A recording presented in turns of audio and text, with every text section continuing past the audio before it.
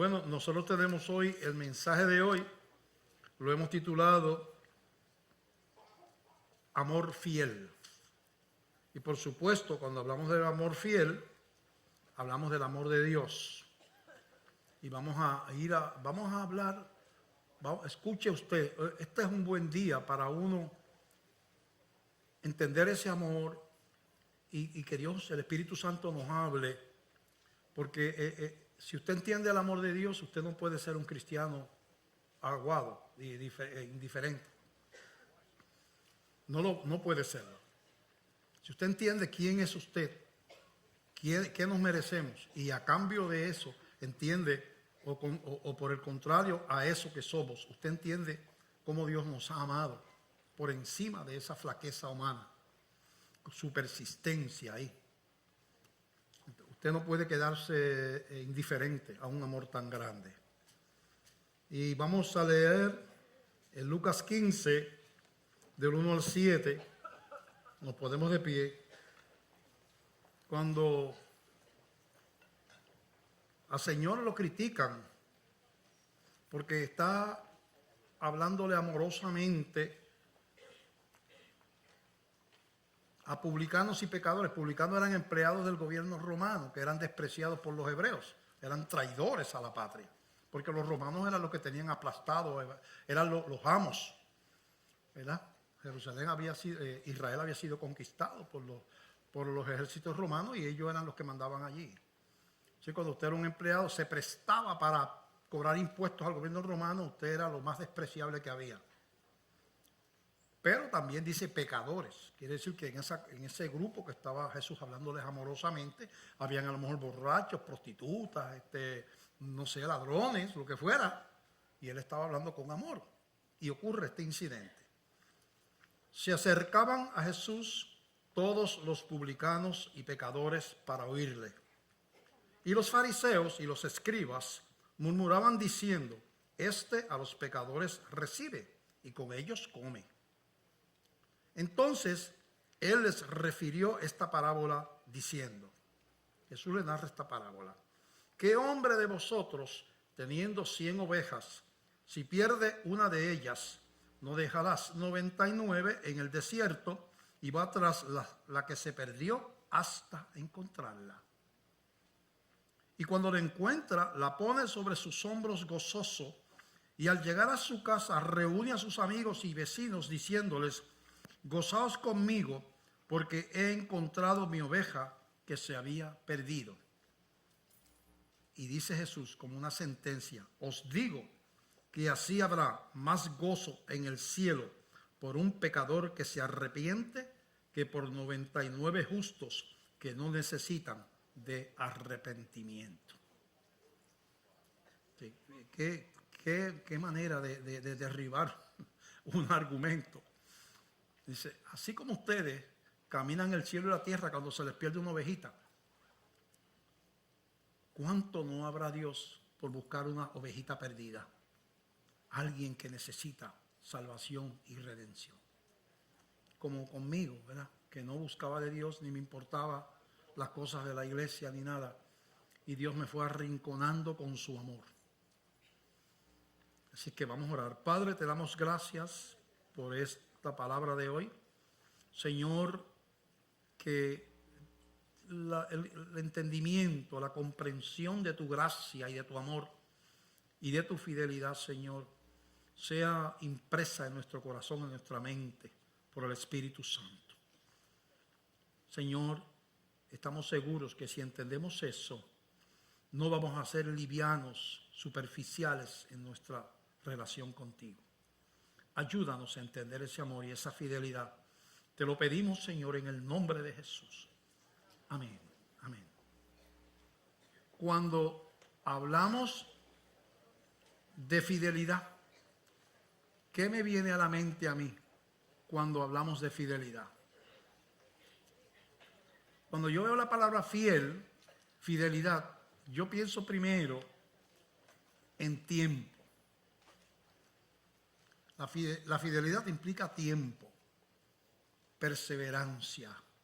O sea, si es un ratito ahora y después no, pues no es fidelidad. La fidelidad, para que sea la fidelidad que habla la Biblia, es una fidelidad que no termina, que es permanente.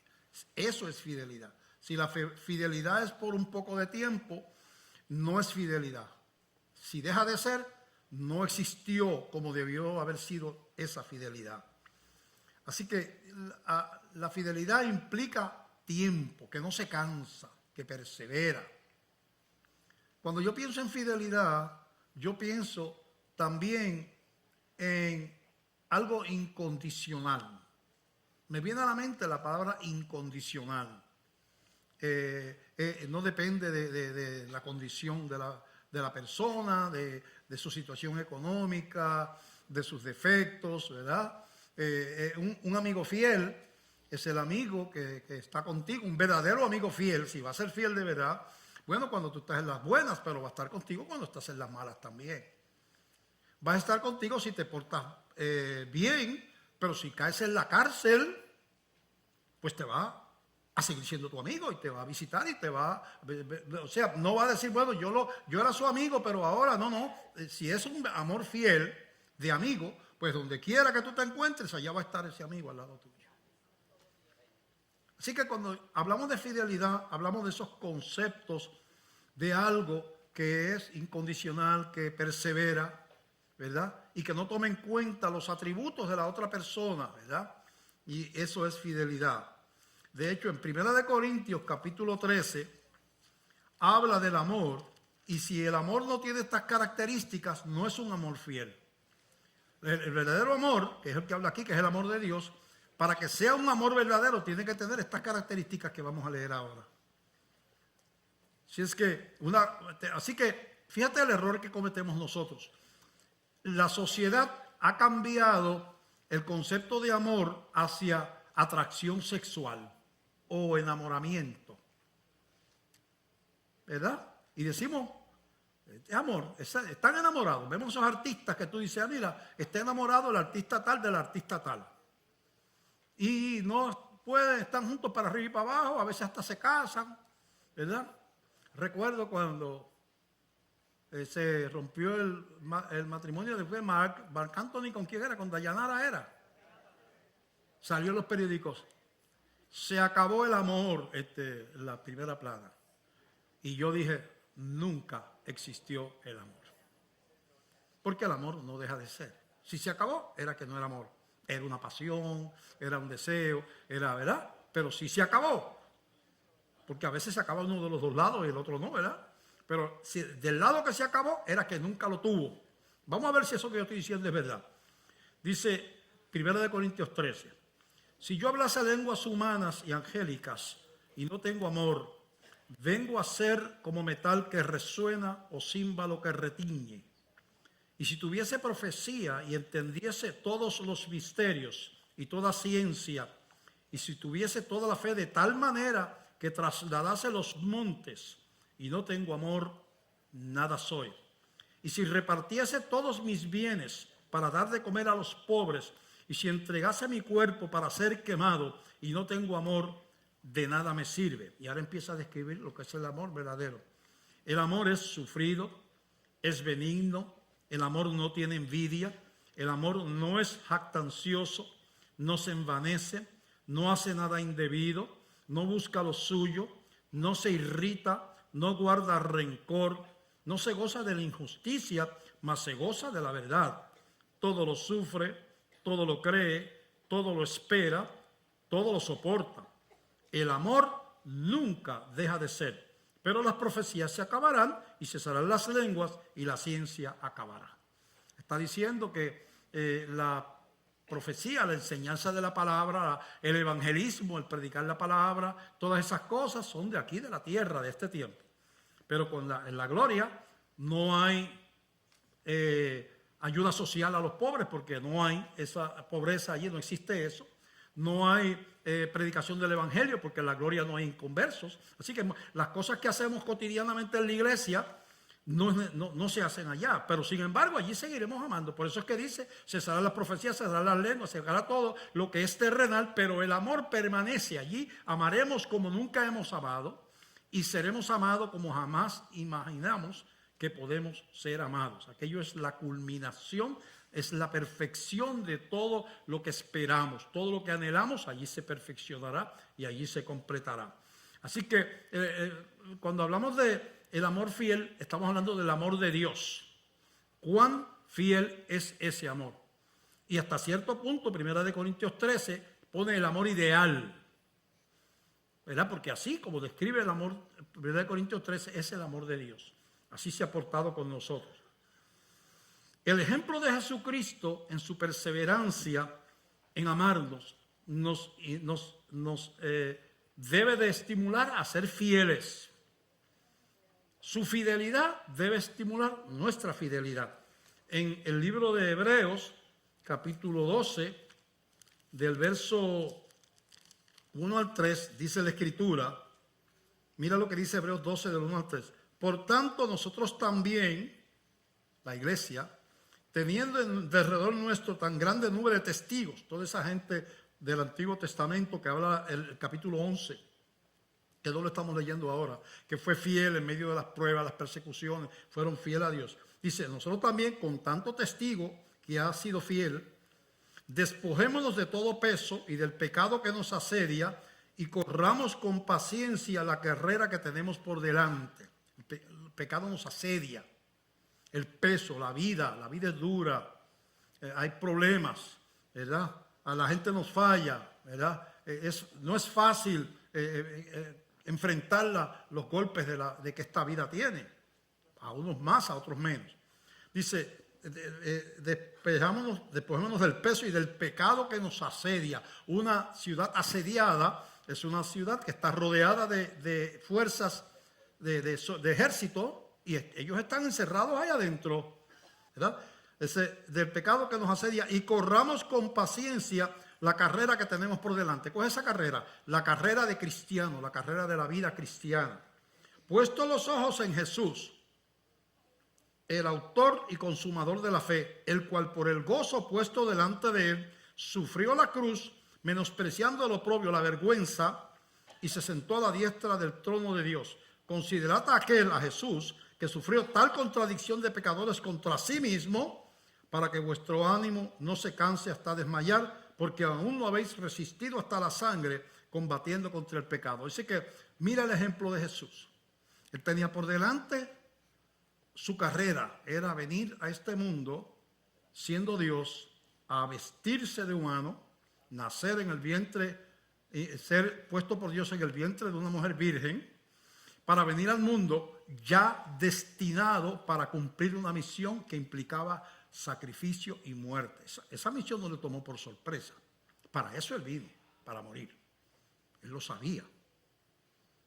El Padre lo envió a morir. El Padre lo sabía. De tal manera amó Dios al mundo que dio a su Hijo unigénito para que todo aquel que en él cree no se pierda, sino que tenga vida eterna. ¿Quién lo envió? El Padre. ¿Para qué? Para que diera su vida por su salvación y por la mía. Dice, mira tú, Jesús puso la mirada en el premio, en la victoria, más allá del sufrimiento, de los insultos, de los clavos, de los latigazos, de toda la humillación del Calvario. Jesús puso la mirada en la resurrección, en esa iglesia que él iba a levantar, en la salvación de ustedes y la mía, de la victoria final de la iglesia, de millones de personas a través de la historia que se levantarán con él y serán parte del pueblo de Dios para siempre. Él puso la mirada en lo que es, lo que implicaba esa crucifixión, ese sufrimiento. Y fielmente, él pasó por ese martirio, poniendo la mirada en lo que estaba detrás del martirio. Dice, ustedes viven en un valle de sombra de muerte,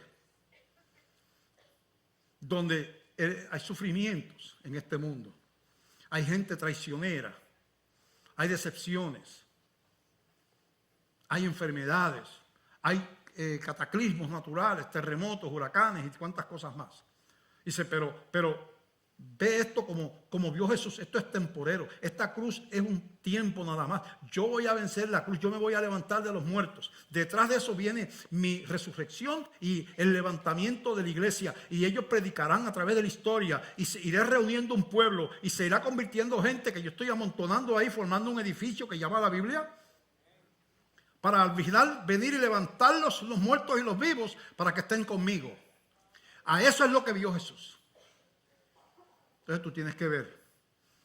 Lo que está diciendo ahí es, así como Él fue fiel, tú tienes que ser fiel mirando lo que tú tienes al frente. No el dolor del momento, sino tienes que ser fiel sabiendo que si tú eres cristiano, como dijo Jesús, en la casa de mi Padre muchas moradas hay. Si así no fuera, yo se lo hubiera dicho. Voy pues a preparar lugar para ustedes, porque yo quiero que donde yo estoy, ustedes también estén conmigo. Así que de una manera espiritual, en medio del dolor, que el diablo te dice, mira, no vayas más a la iglesia, olvídate. Dice, no sé, eso de fidelidad es un invento del pastor. Olvídate de eso, no vale la pena. Mira, tú cristiano y mira todo lo que te está pasando, porque eso viene así. Tú le digas, no, pero es que yo tengo la mirada puesta en el galardón.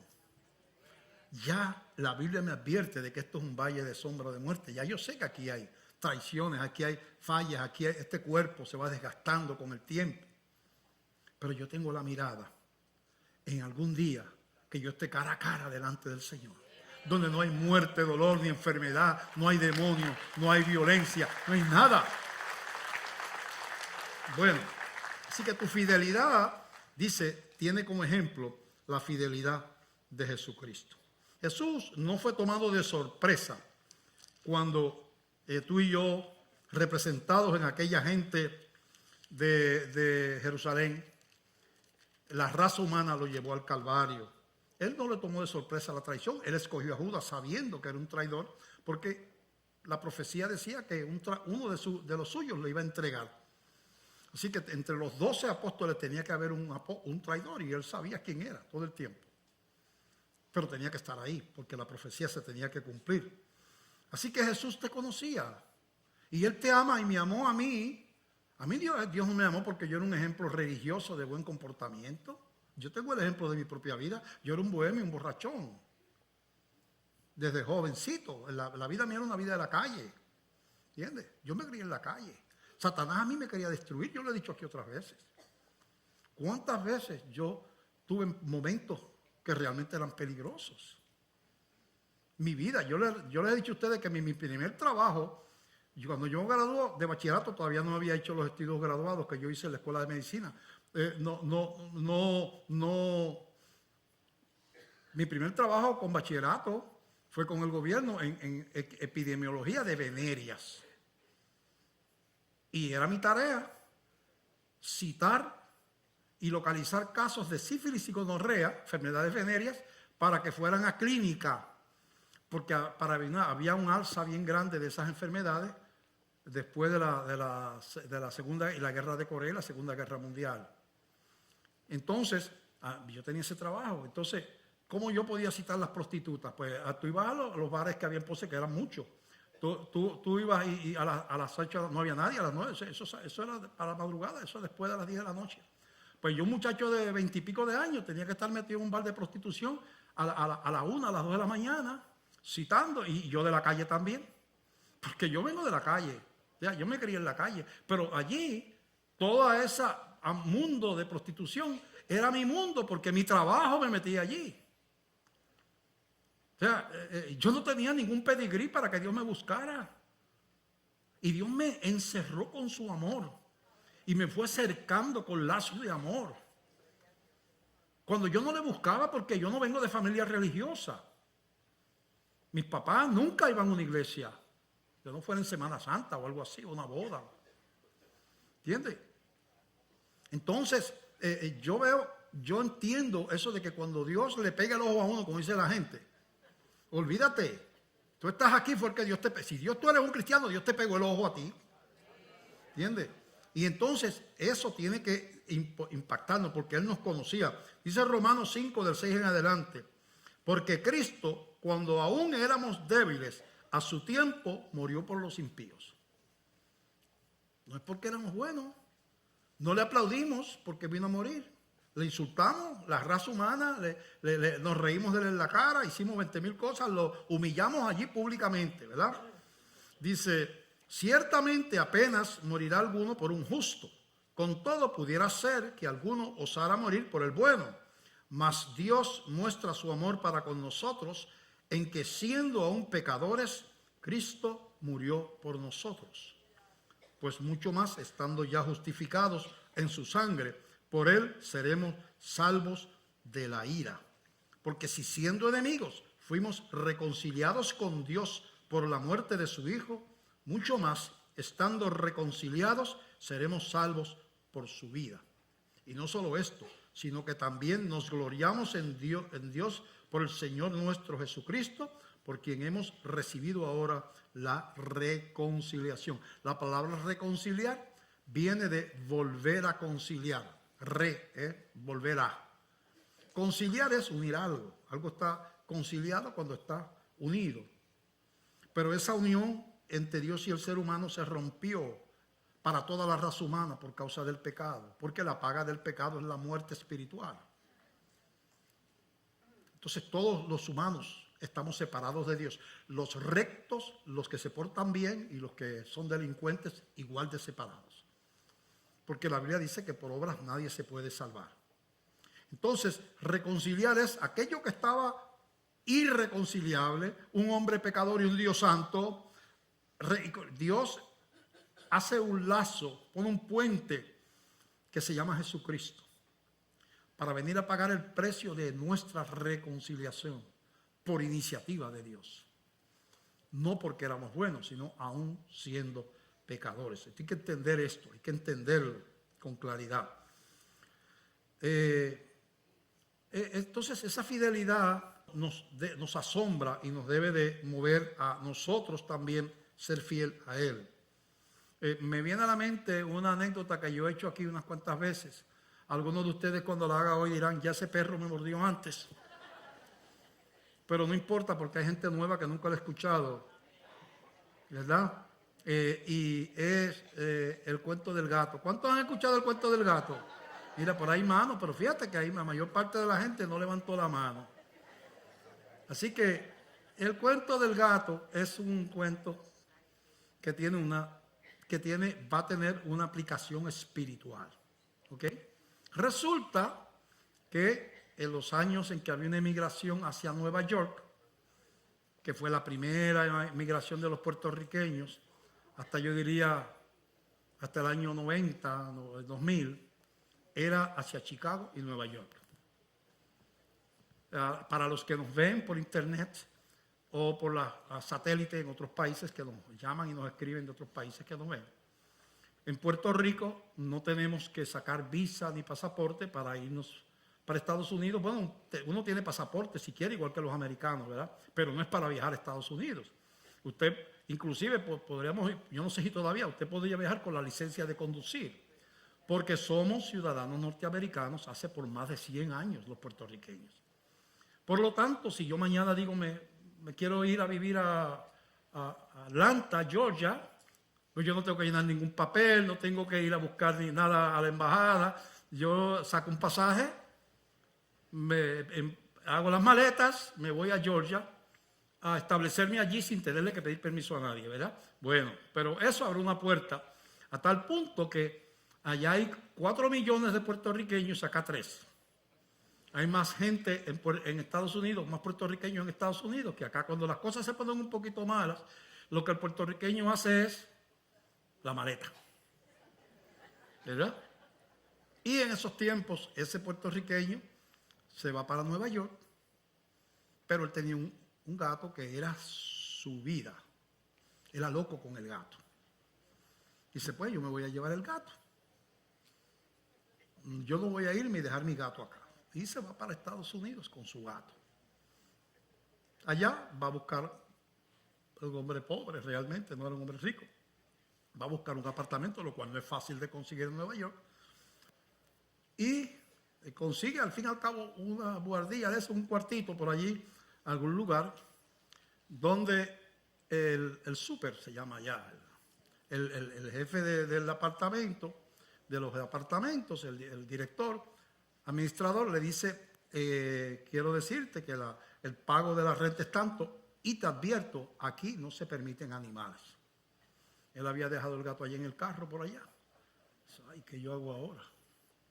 Dice, bueno, como los gatos no ladran, pues yo voy a entrar con el gato, lo meto en el cuarto y le pongo su cosita, su cajita de arena y nunca lo saco de ahí. ¿Verdad? Y iba el gatito metido por aquí, yo no sé cómo lo hizo, del abrigo, y lo llevó al cuarto. Y se fue, consiguió trabajo, empezó a trabajar. Pero un día el superintendente pasa por la puerta y dice, ¡miau! Dios, este tiene un gato ahí metido, con todo lo que yo le advertí, y lo esperó. Cuando llegó del trabajo, mira, tú tienes un gato en el apartamento, tienes estas opciones. O sacas el gato, o se van el gato y tú los dos. No se permiten animales. Y él va, y entonces llega al trabajo bien apesadumbrado, porque él amaba el gato. Y entonces el amigo le dice, ¿qué te pasa? Un compañero dice, es que tengo un gato que yo traje de Puerto Rico y el superintendente del edificio me dice que o saco al gato o nos tenemos que ir los dos y ahí no hay apartamento. Es bien difícil, tuve que caminar todo Nueva York para encontrar el apartamento ese. Dice, haz una cosa, le dijo el otro, no haga el consejo que le dieron a él. Haz una cosa, los gatos se las arreglan. Los gatos nunca realmente son domésticos. Ellos tú los sueltas y funcionan salvajes como si nunca hubieran estado en una casa. ¿Tú no has visto cuántos gatos hay en los callejones por ahí de Nueva York? En los zaguanes eso, y cómo están gordos y de esto, y comen de las cosas que la gente bota y cazan ratones y yo no sé qué. Camina un par de bloques y tiras el gato por ahí y ya. Bueno, eso no se debe de hacer, pero es parte del cuento. Entonces el hombre va y hace con dolor en el alma, suelta al gato, se va para el trabajo y cuando llega del trabajo, a que tú no sabes que lo estás esperando en la puerta, el gato.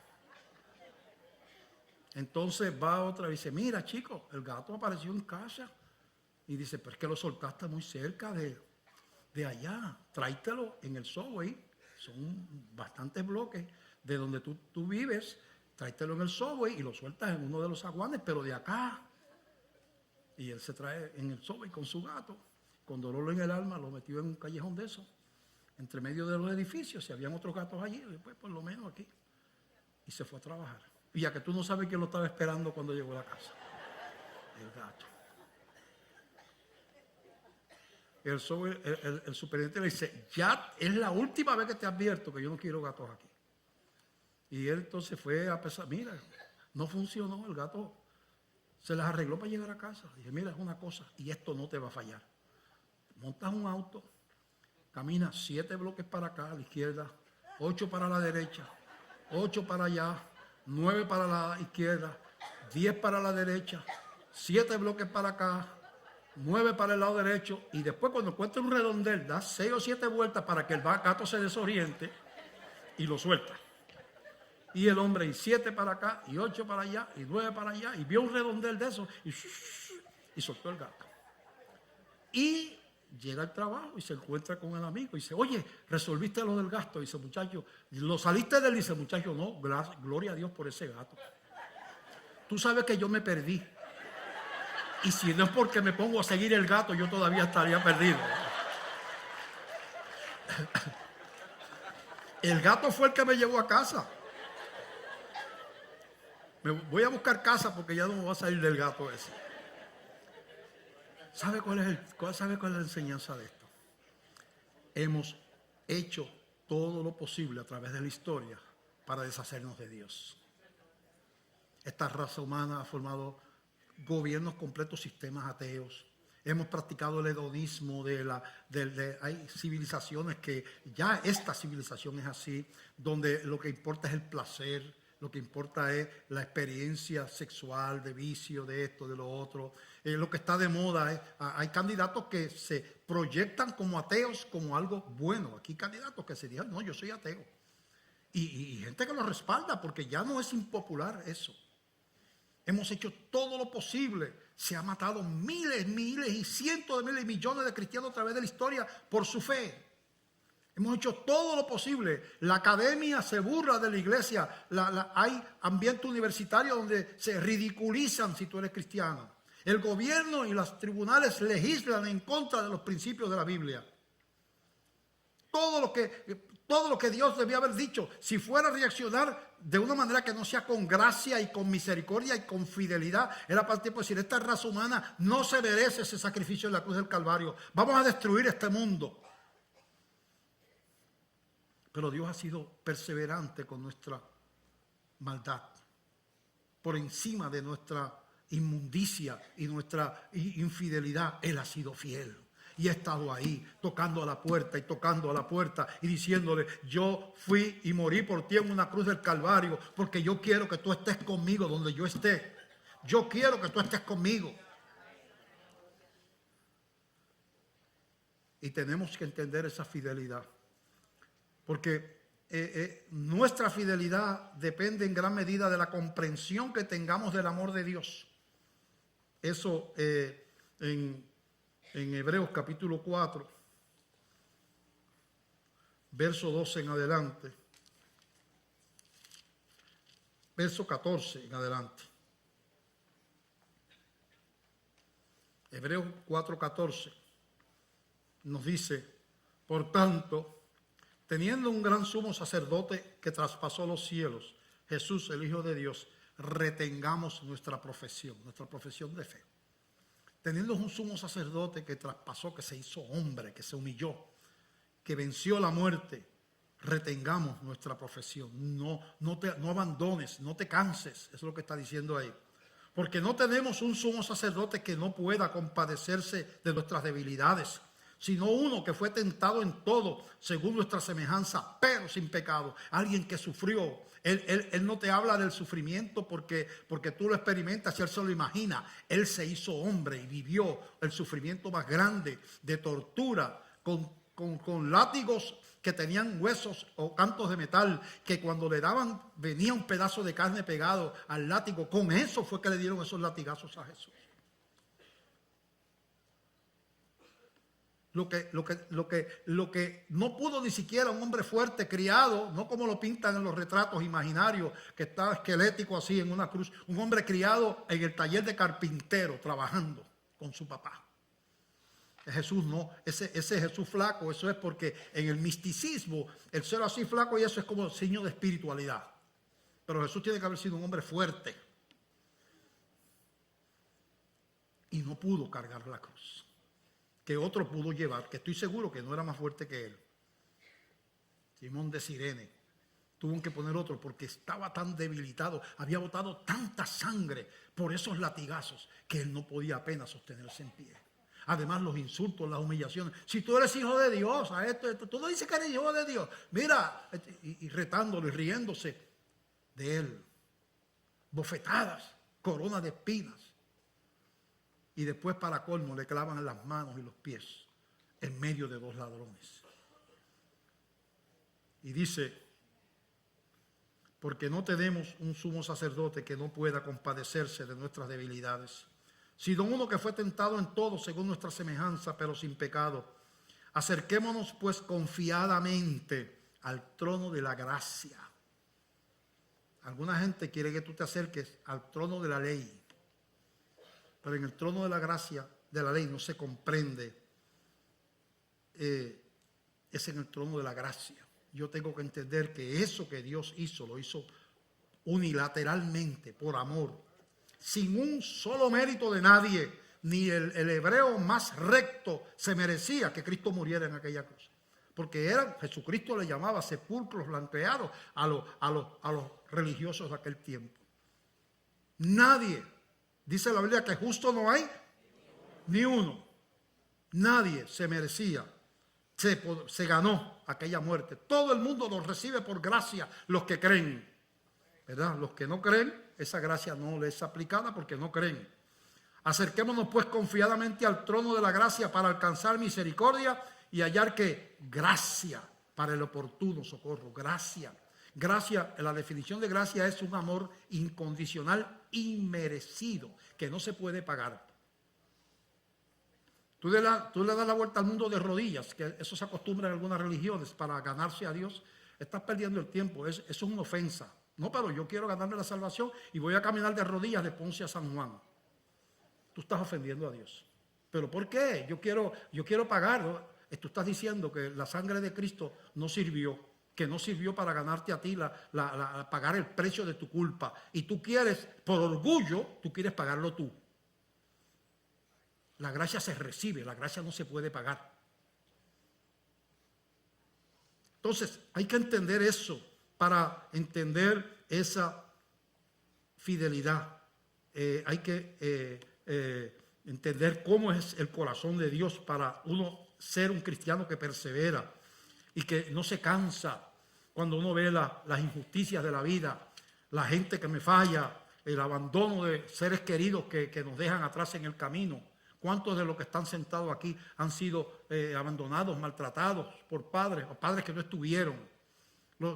Los padres ausentes. ¿Cuántos amaron a una persona y un día le dijo, mira, ya yo no te amo más o yo tengo otra persona? Y te tiraron de su vida como si fueras una bolsa. Y tú estás diciendo, ¿dónde yo puedo encontrar seguridad? No, en la gente no la vas a encontrar. Tienes que encontrarle en uno que es fiel, fiel, fiel. Que su amor nunca deja de ser. Lucas 15:11 habla de la parábola del hijo pródigo, que nos da una idea para entender ese amor hacia un hijo. Fíjate que esta parábola habla de un hijo, así que está hablando de un cristiano que se quiere apartar de Dios o que se aparta. Yo no sé si tú estás aquí en esa condición, nos ves por los medios de comunicación, pero esta parábola es para ti. Hemos dicho, Dios, no me gusta tu casa. Eso fue lo que el hijo pródigo. No me gusta vivir aquí. La gente parece divertirse más allá en la calle. Mira, vamos a leer la parábola. 15:11 de San Lucas. También dijo Jesús, un hombre tenía 2 hijos, y el menor de ellos dijo a su padre, Padre, dame la parte de los bienes que me corresponde, y les repartió los bienes. No muchos días después, juntándolo todo, el hijo menor se fue lejos a una provincia apartada y allí desperdició sus bienes viviendo perdidamente. Y cuando todo lo hubo malgastado, vino una gran hambre en aquella provincia y comenzó a faltarle. Como siempre pasa, cuando uno se va, las cosas le salen mal a la larga. Los amigos que tuvo cuando tuvo el dinero del padre, en la parábola, en el ejemplo de Jesús, lo dejaron solo y no tenía ni de comer. Y fue y se arrimó a uno de los ciudadanos de aquella tierra, el cual le envió a su hacienda para que apacentase cerdos, que para los israelitas es un animal inmundo. Y fue a cuidar cerdos. Y deseaba llenar su vientre de las algarrobas que comían los cerdos, pero nadie le daba. Llegó a estar en tal condición y tanta hambre que quería comerse la comida de los lechones, de los cerdos. Y nadie le daba. Y volviendo en sí, cuando el Espíritu Santo te habla y te dice, no, ese camino que llevas no está bien, te va mal porque estás lejos, abandonaste la casa del Padre. Y volviendo en sí, dijo, ¿cuántos jornaleros en casa de mi Padre tienen abundancia de pan y yo aquí perezco de hambre? Me levantaré e iré a mi padre y le diré, Padre, he pecado contra el cielo y contra ti, ya no soy digno de ser llamado tu hijo, hazme como a uno de tus jornaleros. Y levantándose vino a su padre, y cuando aún estaba lejos, esas palabras son bien importantes. Cuando tú lees la Biblia, lo que te quiere decir, cuando aún estaba lejos, lo vio su padre. Quiere decir que todo el tiempo en la parábola que ese hijo estuvo ausente, el padre estuvo mirando el horizonte. Todos los padres conocemos el caminar de los hijos. Yo puedo ver a mi hijo de aquí allá, al hospital San Lucas, allá. Dice, aquel es Renecito, ¿verdad? El padre lo vio de lejos, porque lo estuvo esperando, como Dios te está esperando a ti. Y fue movido a misericordia y corrió y se echó sobre su cuello y le besó. Fíjate que el padre no lo esperó para que se humille, para que aprenda. No, el padre corrió a encontrarlo, como hizo Dios conmigo y hace contigo también. Y le recibe con un beso, no con un dedo, ¿verdad? Ese hijo arrepentido, no con un dedo acusador. Y el hijo le dijo lo que había ensayado, ¿verdad? Padre, he pecado contra el cielo y contra ti, y ya no soy digno de ser llamado tu hijo. Pero iba a decir, hazme como uno de tus empleados, de tus jornaleros, de tus peones. Pero el padre no lo dejó terminar. Él dijo la mitad de lo que se había memorizado. Pero el padre dijo a sus siervos, sacad el mejor vestido y vestidle, y poned un anillo en su mano y calzado en sus pies. Y traed el becerro gordo y matadlo y comamos y hagamos fiesta. Porque mi hijo muerto era y ha revivido. Se había perdido y es hallado. Y comenzaron a regocijarse. Tú sabes lo que es que cuando tú te convertiste, dice la Biblia, hay fiesta en el cielo. Tú sabes que cuando un cristiano se ha apartado y vuelve a su casa, a los brazos de Dios, Señor, perdóname, hay fiesta en el cielo. Eso es lo que dice aquí. Hagamos fiesta. Porque es mi hijo. No dice, no, este bandido que se fue. Esta ovejita negra. Es mi hijo. Póngale la ropa de hijo. Póngale el anillo de hijo. Yo no lo recibo como un bandido que está en probatoria. Yo lo recibo como hijo. Esa es la fidelidad de Dios. Esa es la misericordia de Dios. Dios por nosotros lo dio todo. Se humilló como es inconcebible que lo hiciera, que no sea porque la Biblia lo revela. No lo podríamos entender. Especialmente si nosotros viéramos a la raza humana y nos viéramos como somos y conociéramos la santidad de Dios. Viéramos la distancia espiritual entre una raza humana caída, rebelde, pecadora, que prefirió aliarse a Satanás desde el principio, y un Dios santo y perfecto. Si viéramos esa distancia, diríamos, y viéramos un Dios que no necesita nada, que es suficiente, que es todopoderoso, es perfecto en su santidad, descender como hizo Jesús, a convivir con esa miserable raza humana para salvarnos. Tendríamos que decir, yo no le puedo fallar, yo no puedo vivir la vida sin ese Dios tan bueno.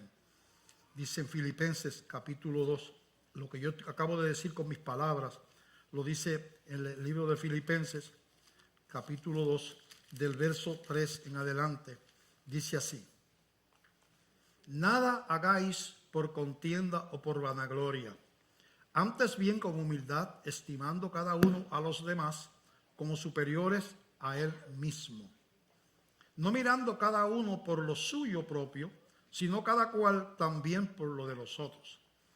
Nos está estimulando a amarnos, a no tener divisiones y mirar lo que hizo Dios. O sea, si tú tienes una excusa para no amar a alguien, porque no es como tú quisieras que fuera, lo que te está diciendo aquí, ¿y tú? ¿Por qué Dios te tiene que amar a ti? Esa persona a quien tú no soportas porque no tiene el carácter que tú quieras, no está ni la mitad de lejos de ti de lo que tú estás de mí. Así que no quiero que haya contienda en la iglesia, ¿verdad? Y entonces viene este consejo, pero habla de lo que hizo Jesús. Haya pues en vosotros este sentir que hubo también en Cristo Jesús, el cual siendo en forma de Dios, no estimó el ser igual a Dios como cosa a que aferrarse, sino que se despojó a sí mismo, tomando forma de siervo, hecho semejante a los hombres. Y estando en la condición de hombre, se humilló a sí mismo, haciéndose obediente hasta la muerte y muerte de cruz. Por esa humillación se hizo hombre y se hizo obediente hasta la muerte. Por lo cual, por esa humillación, Dios también le exaltó hasta lo sumo y le dio un nombre que es sobre todo nombre, para que en el nombre de Jesús se doble toda rodilla de los que están en los cielos y en la tierra y debajo de la tierra, y toda lengua confiese que Jesucristo es el Señor, para gloria de Dios Padre. Esa humillación de Jesús debe de hacernos doblegar. Y Señor, dice ahí que toda rodilla se doble, yo voy a doblar la mía. Y doblar la rodilla implica rendirse, humillarse, yo voy a doblar mis rodillas delante de tu señorío y de ese amor tan inmenso que se dio por mis pecados. Pero usted dice, pastor, está bien, Él me recibe con todos mis defectos. ¿Y qué pasa cuando fallamos? ¿Qué pasa? Porque por ahí hay una doctrina de que Él te tala. Dios no es un redentor, no es el Dios que acabamos de leer. Dios anda con un machete amolado, buscando a alguien que falle en algo. El machete se usa para talar. Te cortó la cabeza. Este va para el infierno, este no sirvió. Porque tiene que ser perfecto y santo. Los que predican eso son pecadores también. Se lo digo en la cara. Y si fuera por sus obras, todos los que predican eso se van para el infierno. Todos. El apóstol Pedro y el apóstol Pablo, si no fuera por la gracia de Dios, estarían en el infierno. Porque ellos también eran imperfectos. Así que eso hay que entenderlo. ¿Qué pasa cuando fallamos? En 1 de Juan, capítulo 1, verso del 6 en adelante, dice lo siguiente. Escrito, yo estoy leyendo la Biblia, o sea, usted no me cree a mí. Si lo que yo estoy diciendo no coincide con lo que dice la Biblia, no me crea a mí. Yo le pido de favor que no me crea. Usted no siga hombres. Si lo que yo digo no está conforme a la Escritura, digo, eso que dice el pastor no es lo que dice ahí. 1 de Juan 1:6 en adelante hasta el capítulo verso 1. Dice 1:6. Si decimos que tenemos comunión con Él y andamos en tinieblas, mentimos y no practicamos la verdad. Pero si andamos en luz, como Él está en luz, eso quiere decir si estamos iluminados, ¿verdad? Somos sus hijos. Tenemos comunión unos con otros y la sangre de Jesucristo nos limpia de todo pecado. Es por la sangre, ¿verdad? Si decimos que no tenemos pecado, nos engañamos a nosotros mismos y la verdad no está en nosotros. Le está hablando a cristianos, pues eso dice, hijitos míos. Así es que le llama, se está hablando de la iglesia. Si la iglesia dice que no tiene pecado, nos engañamos a nosotros mismos y la verdad no está en nosotros. Si confesamos nuestros pecados, Él es fiel y justo para perdonar nuestros pecados y limpiarnos de toda maldad. Si decimos que no hemos pecado, le hacemos a Él mentiroso. No es tú solo mentiroso. Primero dice que tú eres mentiroso, sí lo dice, y después dice que le estás diciendo mentiroso a Dios. Si tú dices que tú no tienes pecado, tú le estás diciendo a Dios mentiroso, porque Él dice que tú eres pecador. Y su palabra no está en nosotros. Hijitos míos, estas cosas os escribo para que no pequéis, y si alguno hubiere pecado, abogado tenemos para con el Padre, a Jesucristo el justo. Eso no se le dice a la iglesia para que nos vayamos a pecar por ahí. Ese amor no es libertinaje, todo lo contrario. Lo que se supone es que tú estés tan agradecido que tú quieras agradar a Dios y eso produzca en ti un deseo sincero de cambiar. En 2 de Corintios capítulo 5 seguimos, tenemos muchos versos, así mi manera de predicar, ¿verdad? Pues hay otros que hablan y no usan la Biblia prácticamente, pero esa no es la mía. 2 de Corintios capítulo 5, verso 14 al 20, dice el apóstol Pablo escribe: porque el amor de Cristo nos constriñe, pensando en esto, que si uno murió por todos, luego todos murieron. Nos constriñe, nos obliga. Siempre digo, no relacione esto con ningún problema intestinal, ¿verdad? Nos constriñe pensando esto, que si uno murió por todos, luego todos murieron. Nos obliga, dice el apóstol. El amor de Cristo nos obliga, lo que estamos diciendo hoy. Ese amor no puede menos que llevarnos a adorarle fervorosamente, ¿verdad? Dice después: y por todos murió, para que los que viven ya no vivan para sí, sino para aquel que murió y resucitó por ellos. De manera que nosotros de aquí en adelante a nadie conocemos según la carne. Y aun si a Cristo conocimos según la carne, ya no lo conocemos así. Aún los que caminamos lo vimos o caminaron con Él y lo conocieron como estaba en la humanidad, ya no lo conocemos así. Ese no es el Cristo que caminó, que se le podía insultar, se le podía pegar. Si lo leímos ahorita en Filipenses capítulo 2, fue exaltado hasta lo sumo, se le dio un nombre que es sobre todo nombre, para que en el nombre de Jesús se doble toda rodilla de los que están en los cielos, en la tierra y debajo de la tierra, y toda lengua confiese que Jesucristo es el Señor, para gloria de Dios Padre. Y ya el tiempo de darle, de azotarlo, de eso se acabó. Ahora Él es Rey de reyes y Señor de señores. Y su mirada, aún el apóstol Juan, que dormía dice la Biblia, recostado de su hombro, el discípulo amado, cuando lo vio resucitado en Apocalipsis, narra eso, cayó como muerto, porque no pudo resistir los ojos de llama de fuego y el rostro brillando como el sol que tenía Jesucristo. Cayó. Si Jesucristo no lo levanta, estuviera allí tirado todavía. Y está diciendo aquí que ya no conocemos a Cristo. De modo que si alguno está en Cristo, nueva criatura es. Las cosas viejas pasaron, he aquí todas son hechas nuevas. Y todo esto proviene de Dios, quien nos reconcilió consigo mismo por Cristo y nos dio el ministerio de la reconciliación. Si usted es un cristiano, usted es una nueva criatura. Su nombre está escrito en el libro de la vida. Usted tiene una ciudadanía celestial. Y eso es para siempre. Jesucristo dice, yo les doy vida eterna y no perecerán jamás. Si se descarría, puede haber disciplina y fuerte. Yo tengo experiencia donde yo creo que hay personas que Dios le ha provocado la muerte. Porque han sido pertinaces en su desobediencia a Dios. Y Dios le ha dado muchas oportunidades y dice, pues te llevo antes de tiempo. Un Dios, Amán, bueno, el pueblo de Israel muchas veces fue llevado a cautiverio y le dijo a los israelitas que era el pueblo, mandaba profetas diciendo, los babilonios se los van a llevar, van a abusar de sus mujeres, le van a quemar las casas, se los van a llevar cautivos y todo eso. Pero Dios no, si esa gente, los babilonios eran unos paganos. El pueblo de Dios creía en Dios, pero habían sido desobedientes, rebeldes, se habían ido a la idolatría y habían hecho un montón de cosas retando a Dios y Dios tuvo paciencia y mandaba profetas. Miren, lo que están haciendo está mal, que el Dios se acabó. Ahora viene el tiempo de la retribución. Los van a tratar como animales, van a violar sus mujeres, los van a quemar las casas y se los van a llevar cautivos a otro país por allá, van allá. O sea, la mano de Dios, estamos explicando al pastor, pero usted no está predicando gracia. No, es que la disciplina de Dios es parte de la gracia, porque ya que Él no te puede dejar como hijo, tiene que buscar la manera de tratar contigo. Mi hijo cuando fallaban en algo, yo no los botaba y no los tiraba a la calle, yo los corregía, porque los amaba. Cuando un hijo mío, si le daba a un hijo mío por tirarse una bicicleta para la calle y yo lo veía, yo decía, como te vea otra vez con la bicicleta en la calle, yo no creo que hayamos tenido esa experiencia, pero es un ejemplo, lo que hubiera pasado.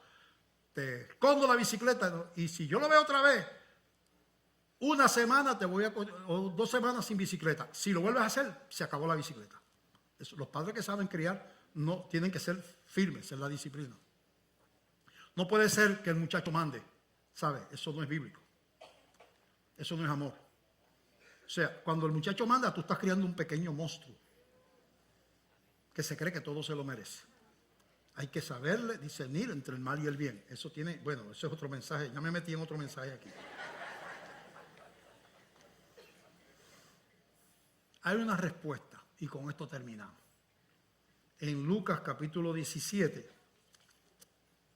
verso 11 en adelante, narra la historia de 10 leprosos. Lucas 17:11, que estaban en las puertas de la ciudad como solían, porque la gente vivían de la mendicidad. Nadie le daba trabajo a un leproso, nadie se casaba con un leproso, porque el leproso tenía un olor a podrido horrible, porque la bacteria que causa la enfermedad de lepra, creo que se llama Mycobacterium leprae, me parece que es hermanita de la tuberculosis, que es Mycobacterium tuberculosis. Y ambas son crónicas. Enfermedad crónica quiere decir que usted puede estar con esa enfermedad 5, 10, 15, 20 años y más. Y así es la sífilis también. Son crónicas, quiere decir que puede estar años y años enfermo. El leproso se está pudriendo en vida. La necrosis es que el tejido se va muriendo y lo que se muere se pudre. El tejido que se muere se pudre. Así que un leproso tú lo podías ver y no tenía labios, se le veían todos los dientes, todas las encías, le faltaban orejas, le faltaban los dedos, tenía llagas por todo el cuerpo. Era una de esos repugnantes. En algunas épocas de la historia le ponían una bata blanca y una campana y iba por la calle y la gente cruzaba la calle al otro lado él tenía que avisar, si no tenía problemas con la justicia. Aquí va un leproso. Nadie los quería. Eran mendigos, pordioseros, obligados. y la gente les tiraba las cosas, el pedazo de pan, las monedas. Ellos le hablan a Jesús de lejos, porque estaban acostumbrados que de cerca no podían acercarse a la gente. Y dice así, yendo Jesús a Jerusalén, pasaba entre Samaria y Galilea, y al entrar en una aldea le salieron al encuentro 10 hombres leprosos, los cuales se pararon de lejos. Ya saben, por la condición. Y alzaron la voz diciendo, Jesús, Maestro, ten misericordia de nosotros. Cuando él los vio, les dijo, id, mostraos a los sacerdotes.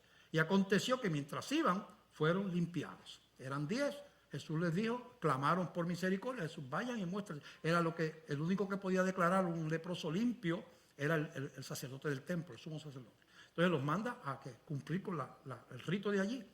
Vayan allá y muéstrense al sacerdote. Y cuando van camino, allá empiezan a ver que se están cubriendo de tejidos, se empieza a desaparecer la llaga, ¿verdad? Y me imagino el brinco, los saltos, la alegría, ¿verdad? De una enfermedad mortal e incurable, instantáneamente sanada, empezaron a saltar, pero, dice, fueron 10 limpiados. Entonces uno de ellos, de los 10, viendo que había sido sanado, volvió glorificando a Dios a gran voz, y se postró rostro en tierra a sus pies dándole gracias. Y este era samaritano, una raza despreciada por los judíos. Respondiendo Jesús dijo, ¿no son 10 los que fueron limpiados? ¿Y los 9 dónde están? No hubo quien volviese y diese gloria a Dios, sino este extranjero. Y le dijo, levántate, vete, tu fe te ha salvado. La lepra espiritual, Jesús la llevó en la cruz del Calvario. Pero como pasó con los 10 leprosos, solo una minoría reconoce y agradece y entiende esa muerte en la cruz del Calvario.